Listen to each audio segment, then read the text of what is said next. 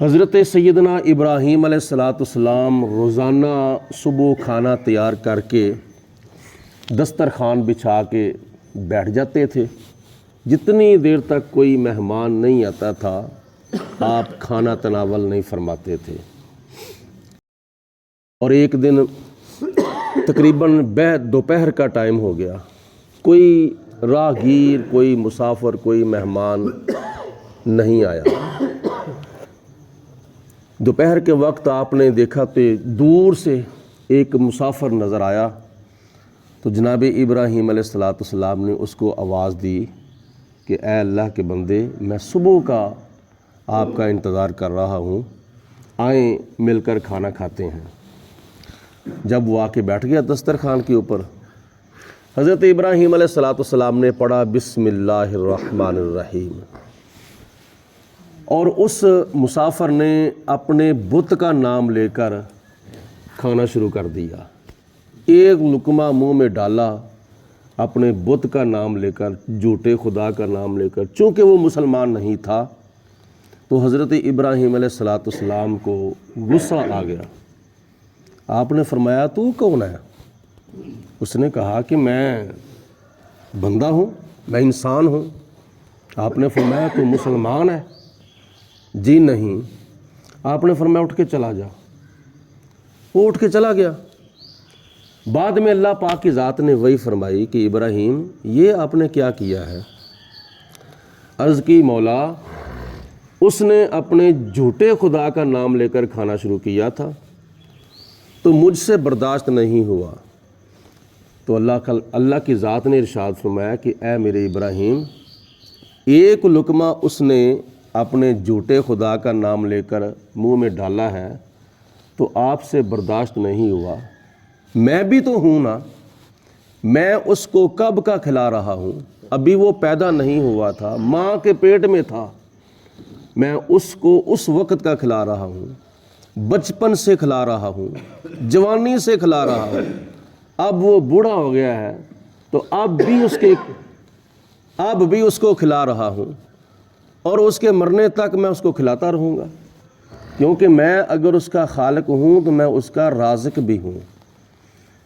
تو حضرت ابراہیم علیہ السلام کو اللہ پاک نے فرمایا جاؤ اس کو بلا کے لاؤ، وہ آ کے آپ کے ساتھ کھانا کھائے۔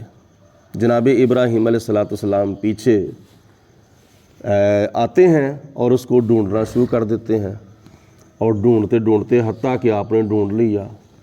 آپ نے فرمایا کہ او بلیا، آ جا، آ کے میرے ساتھ کھانا کھا۔ اس نے کہا جی میں تو مسلمان نہیں ہوں، میں تو اپنے خدا کا نام لے کر کھانا کھاؤں گا۔ تو حضرت ابراہیم علیہ السلام نے فرمایا ٹھیک ہے، تم اپنے جھوٹے خدا کا نام لے کر کھانا کھاؤ، لیکن آؤ صحیح ضرور۔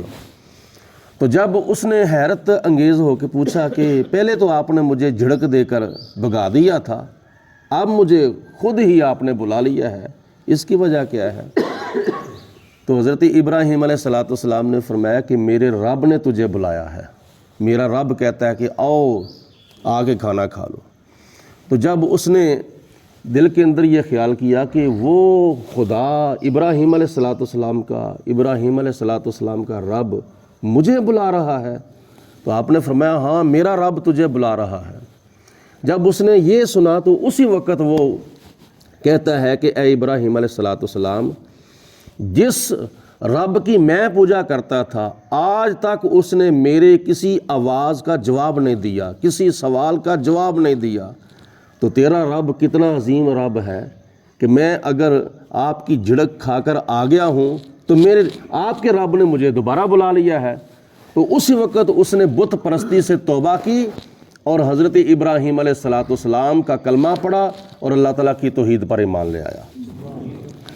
یہ اللہ تعالیٰ کی شان رحیمی اور شان کریمی ہے۔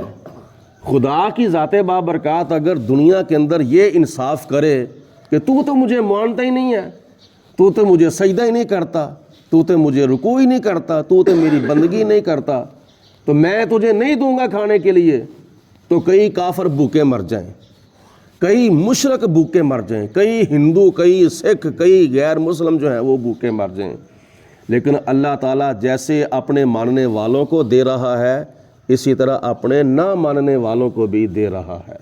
یہ ابراہیم علیہ السلام کا دسترخوان ہے جہاں سے سارے ہی آ کے کھا رہے ہیں۔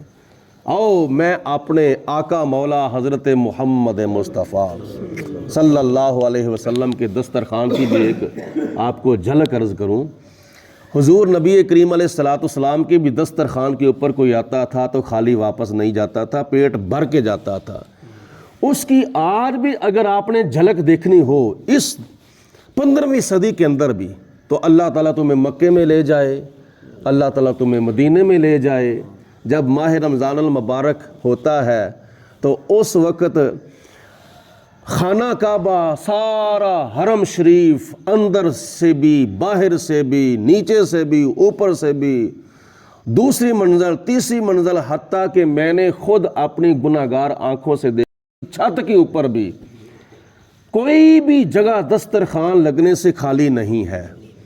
ہر روز افطاری کے وقت لاکھوں لوگ جو ہے وہ حرم شریف کے اندر روزہ افطار کرتے ہیں۔ اور اسی طرح مسجد نبوی کے اندر، کتنی بڑی مسجد، یہ پوری تو اتنی بڑی مسجد نبوی، اندر سے، باہر سے، دائیں سے، بائیں سے، پیچھے سے، آگے سے، چاروں طرف لاکھوں نبی پاک علیہ السلام کے غلاموں سے بھری ہوتی ہے، نیچے سے بھی اوپر سے بھی دسترخوان لگے ہوتے ہیں۔ یہ کس کا دسترخوان ہے؟ سمجھ لو کہ مکہ المکرمہ کے اندر، مدینہ المنورہ کے اندر اللہ کی عطا سے محمد مصطفیٰ کا دسترخوان ہے۔ اعلیٰ حضرت رحمۃ اللہ تعالیٰ علیہ نے بڑی سونی بات یہاں پہ حضور کی بارگاہ میں عرض کی، واہ کیا جود و کرم ہے شہ بطحا تیرا، نہیں سنتا ہی نہیں مانگنے والا تیرا۔ آگے آپ شعر عرض کرتے ہیں، آسماں خان، زمین خان، زمانہ مہمان۔ خوان جو ہے نا، خوان یہ دسترخوان کا مخفف ہے، یعنی کچھ چھوٹے، کسی بڑے لفظ کو چھوٹا کرنا ہونا تو کچھ حرف جو ہے وہ اس کے اندر حذف کر دیے جاتے ہیں۔